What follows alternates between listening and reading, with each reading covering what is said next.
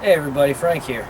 Today I'm going to be doing a quick review on the Hoyt AlphaMax 35. Now, this bow is from 2009, so this review's about 5 years late.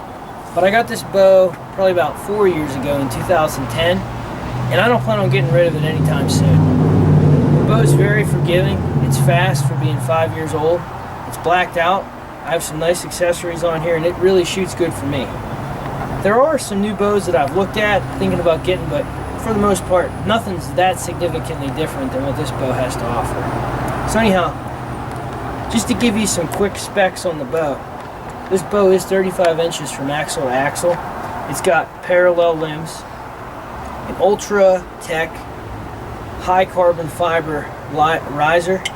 There's a 7-inch brace height from the cable to the center of the riser.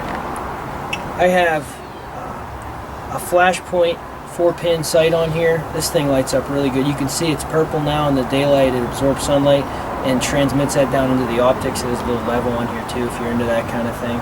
I have a quality Archer design drop away rest, which I really love. I'm actually a fan of Whisker Biscuits, but this drop away really has never done me wrong. I have a Nano Vapor string on here, the black and the red. I actually need to get a new string. I've been keeping up on waxing this though. I have a G5 peep sight. It doesn't have any of the tubing. I've had bad experiences with those in the past. And for the most part, this thing isn't too hard to keep control of so that it shows the sight clearly whenever you're full draw. The thing has 75% let off. The bows start out, they can go down to 50 pounds. These AlphaMaxes, where they can go up to 70 pounds. This Hoyt stabilizer's on here, just a generic stabilizer. And then I have one of these arm braces. I got these on eBay to match the color of the bow. I mean, overall, I try to keep this bow as simple and basic as I can. It's heavy enough for me to steady the shot because it is 35. There's also an AlphaMax in a 32-inch package, which is very similar. It's a little bit faster, a little bit less forgiving though. I do hunt out of a tree stand primarily, but like I said, I've never had any problems with this bow. I've killed some deer with this bow, and it's really done me good. So, that being said, I shoot a 350 grain Maxima arrow with these short feather fletchings. 100 grain field tips because I shoot 100 grain Rage broadheads, or I use fixed broadheads too. With these nocks in the back, they have these sleeve slips, which they say helps deter other arrows from shafting in the arrows for targets and stuff. I've never really seen any significant differences, but these arrows were pretty good deal whenever I bought them a few years back. I did buy a dozen, now I'm down to 5, so I need to pick up some new ones. I need to get a new string. But right now I'm pulling 60 pounds on this bow, and I have a 28-inch draw length, so my arrow, I think whenever we clocked it out, it was moving around 278 feet per second, which is pretty fast. It's not that fast in today's standards, but with the peep sight on here, with the kisser button on here, with this D-loop on here, plus you figure I'm 28-inch draw length and I'm only pulling 60 pounds, it's going to slow down a little bit, but 278 feet per second is more than fast, fast enough for me. So, anyhow, let's get shooting. So I got the Glendale big buck target. It's probably about 18 yards away. I haven't shot in about 2 years. Things have been kind of busy. I've been preoccupied. Plan on getting into it in a big way again this coming fall. So I'm going to start out small and then shoot from further distances as time goes on. Typically, whenever I'm out in the woods hunting for deer, I try not to take a shot more than 40 yards. Usually when I practice and become consistent with it, 40 yards, I can stay really accurate. Going past there, the likelihood in me killing a deer goes down. I could do it, I'm sure, but I'm just hesitant to wound an animal, lose some arrows, and never find what I'm looking for. So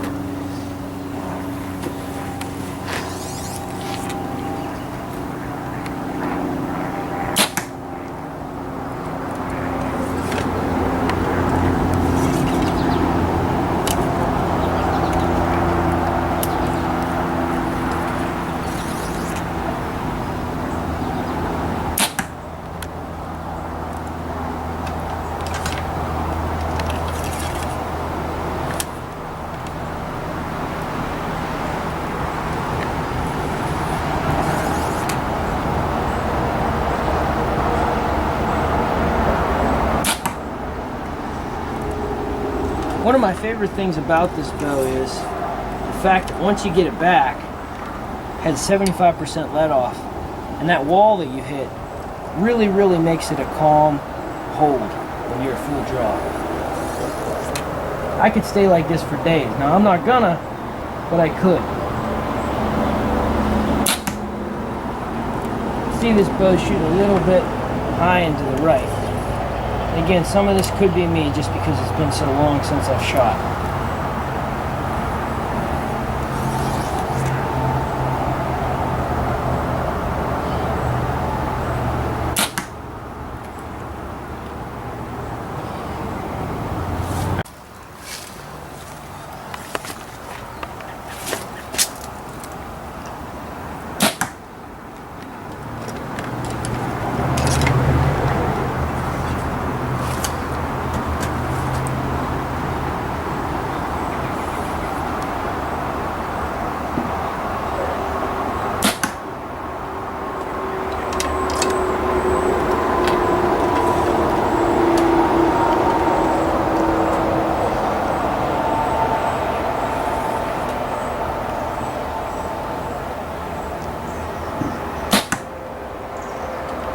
One thing I really try to work on when I shoot, I don't use a back tension release. I use one of these finger releases here.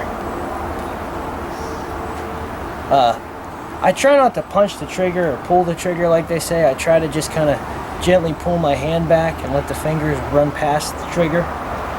It's hard to do because when you punch it, they say you're always going to lose a little bit of accuracy.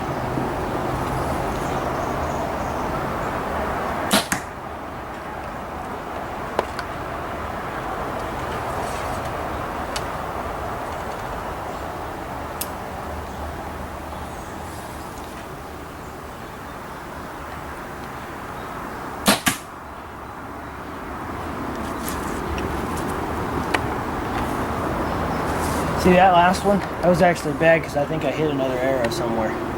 Hopefully I didn't break them. Alright, so I shot 10 shots with this AlphaMax, and I feel like I'm picking up where I left off. I am going to practice immensely and try to go to some 3D shoots at local sportsmen's clubs before archery does come in for doe season this year. With that being said, this is a great bow. If you go to get one now, because it is 2014 when I'm making this video, this bow is 5 years old.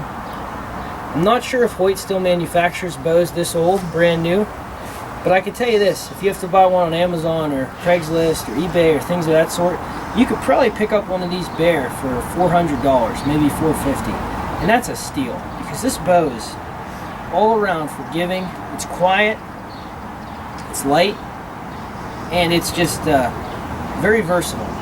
So I give this thing a thumbs up. I do have an expensive set of accessories on here, but that being said, it works really well for me. The wooden grip comes with this bow. I really like these grips that come on here. They're very nice.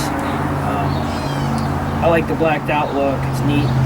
Very good bow all around. 35 inches, but it's still easy to carry up with me in a tree stand. Anyhow, that's it, YouTube. Thanks for watching. Hope this video helps you guys in some way. Feel free to like, favorite, and subscribe my video and tell me what kind of bow you shoot. See you next time.